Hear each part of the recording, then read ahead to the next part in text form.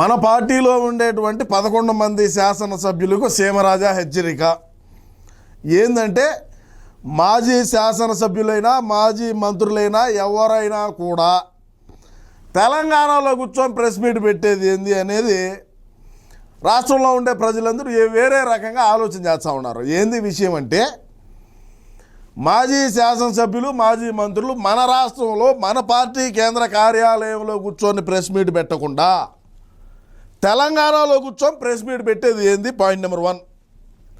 Point number 2, 11 మంది శాసనసభ్యుల్ని మన YCP పార్టీకి రాష్ట్రంలో ఉండేటువంటి ప్రజానీకం 11 మందికే కట్టబెట్టారు.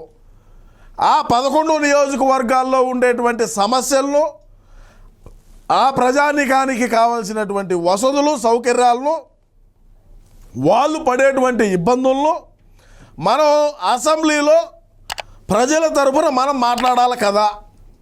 అన్నంటే ఎట్టా పానీయుడు మిమ్మల్ని బానీయుడు, మిమ్మల్ని నమ్ముకొని ఓట్లు వేసినటువంటి ప్రజానీకం తరఫున మీరు పోయి అయితే మాట్లాడాలా లేదా?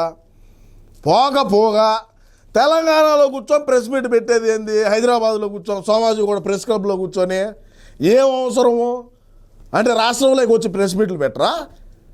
ఎందుకు పెట్టరు అంటే ఎవరు మీడియా మిత్రులు రారనే? ఇది కథలు ఏందంట. ఇప్పుడు మన పార్టీలో ఉండేవాళ్ళు ఒక్కొక్కరు సస్పెండ్ అవుతున్నారు, మరి ఇంకో కొంతమంది బయటికి రావడంలే, మరి ఇంకొంతమంది పోలీసులు ఇచ్చేటువంటి ట్రీట్మెంట్కు వాళ్ళు బయటపడ ఎందుకు లేపా మనకెందుకు అని చెప్పి వాళ్ళు రాలా. మరి ఇన్ని కథలు ఇంత చేస్తూ ఉంటే మరి మీరు ఎందుకు బయటకు వచ్చి మాట్లాడడం లేదు? 11 మంది శాసనసభ్యులు ఉన్నారు, వాళ్ళ సరే అసెంబ్లీకి పోలా, ఓకే, నేనేం దాన్ని కాదనడంలే. అన్న పానీయుడు, అన్న మనకు ఎందుకు లేరా స్వామి, మీరు ఓట్లు వేసిన జనాలే, అన్న పానీలే, మన పార్టీకి మనం ఉందాం, మనమైతే ఎమ్మెల్యేలు స్టిక్కర్ ఉన్నది, స్టిక్కర్ వేసుకొని ప్రోటోకాల్ ఉంటుంది, మనం తిరుగుదాంలే అని మనం అనుకుంటాం. కానీ నిన్ను నమ్మి ఓట్లు వేసినటువంటి ప్రజలకు నువ్వు ఏ విధంగా న్యాయం చేస్తావో, మనం 175 రేపు రాబోయే రోజుల్లో ఎట్లా గెలిచాలా? ఈ 11 నియోజకవర్గాల్లో ఉండేటువంటి ప్రజానీకం ఏమనుకుంటారు? దీనికి చెప్పండి సమాధానం. ఏ ఒక్కడైనా సరే 11 మంది శాసనసభ్యులు ఇంక్లూడింగ్ మన అన్న కూడా శాసనసభ్యుడే కదా, ఇప్పుడు పులివెందల శాసనసభ్యుడు. మరేం అన్నకేం ప్రతిపక్ష హోదా ఏమీ లేదు కదా. ప్రతిపక్ష హోదా ఇచ్చేట్టుగా ఉంటే మనకు అన్ని సీట్లు కూడా రాలేదు కదా. గతంలో మనం మాట్లాడినటువంటి మాటలు, మనం చేసినటువంటి వాగ్దానాలు, మనం ఇచ్చినటువంటి హామీలు, ఏ విధంగా మనం 11 స్థానాలకు దిగజారినాము. మరి ఈ 11 మంది శాసనసభ్యులు ప్రజల గొంతును వినిపించాల్సింది అసెంబ్లీలో, ఎక్కడో తెలంగాణలో ప్రెస్ క్లబ్లో కూర్చొని ప్రెస్ మీట్లు పెట్టడం కాదు. మన ఆంధ్ర రాష్ట్రంలో కూర్చొని ప్రెస్ క్లబ్లో మన ఆంధ్ర రాష్ట్రంలో మన మంది ఉన్నది కదా, మన పార్టీ కార్యాలయము లేదు. లఫోడియాకి రాండి, నేను మన పార్టీ ఆఫీస్లో పెట్టండి వచ్చి అయితే, లేదు జింబాబ్వేకి రాండి, లేదు దుబాయ్కి రాండి, మన పార్టీలో మన ఆఫీస్లో కూర్చొని పెట్టండి. ఏందయ్యా మీరు ఏమి చేస్తారో? ఇప్పుడు ఆ 11 నియోజకవర్గాల్లో ఉండేటువంటి వాళ్ళు ఏ విధంగా ఆలోచన చేసుకుంటారు రాష్ట్ర ప్రజలను ఒకసారి మీరు చెప్పండి. మీ అభిప్రాయాన్ని కామెంట్ రూపంలో తెలియజేయండి. ఎంతసేపటికి అది ఇది అంటారు. ఇప్పుడు ఆ వైజాగ్లో ఏ విధంగా ఐటీ కంపెనీలు తెచ్చినారో మనం ఎందుకు తేలేకపోయినాం అది చెప్పండి ప్రజలకు. మనం గతంలో తెచ్చినట్టు ఏమన్నా పెరిక కట్టలు కట్టింది, ఏమన్నా కొత్తిమీర కట్టలు ఉంటే రాష్ట్ర ప్రజానికానికి చెప్పండి. అది పోనిచ్చి ఊరికే మని అదిట్టా ఇదిట్టా వాడేది ఈడిది ఎందుకు? పేదోడు ఇప్పుడు అన్నం తినేదానికి మనకు ఒప్పకపోయా? 5 రూపాయలు మేము వస్తే రాజన్న క్యాంటీన్ అన్నాం, ఎట్టపోయిందో తెలీదు. వీళ్ళు అధికారంలోకి రాగానే అన్న క్యాంటీన్ మళ్ళీ రీఓపెన్ చేశారు.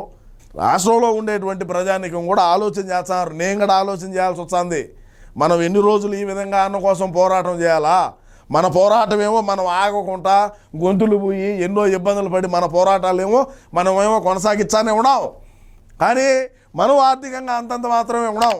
మరి అన్న ప్రభుత్వం మనం అధికారంలో ఉన్నప్పుడు, అన్న ముఖ్యమంత్రిగా ఉన్నప్పుడు కోట్ల రూపాయలు డబ్బులు దండుకున్నటువంటి వ్యక్తులు ఎవరు కూడా బయటకు వచ్చి అన్నకు సపోర్ట్గా మాట్లాడడంలే. ఈరోజు ఒక అమ్మని రాంబాబు ఉన్నాడు, లేదంటే ఇంకొకడు ఉన్నాడు తప్ప వేరే వాళ్ళు ఎవడున్నాడు? ఎవడొచ్చి మాట్లాడుతున్నాడేమయ్యా? మరి మీ ఇష్టానుసారంగా చేర్చిరి అవినీతులు, అక్రమాలు, భూదందాలు, ఎర్రచందనం అక్రమ రవాణా, అదేవిధంగా ఇసుక మైనింగు, గంజాయి, పేకాట, గుండాట, మటకాలు హబ్బులుగా మార్చారు. ఏ విధంగా కోటాను కోట్ల రూపాయలు సంపాదించారు? ఏ ఒక్కడైనా ఎందుకు వచ్చి మాట్లాడాలా? ఆ 11 మంది శాసనసభ్యులు బయటకు వచ్చి మాట్లాడండి. మీ నియోజకవర్గంలో పడేటువంటి ఇబ్బందులు ఏమైనా ఉంటే కూటమి ప్రభుత్వానికి తెలియజేయి. సీఎం చంద్రబాబు నాయుడు గారి దృష్టికి తీసుకోమండి. మా నియోజకవర్గంలో ఈ సమస్యలు ఉన్నాయని చెప్పండి. అది బానిచ్చి ఊరికే ఎవరిని అరెస్ట్ చేశారు, బొక్క పోసాడు, అవసరమా? ఎందుకు అరెస్ట్ చేయరు? చట్టం ఏమన్నా చుట్టమా మనకు?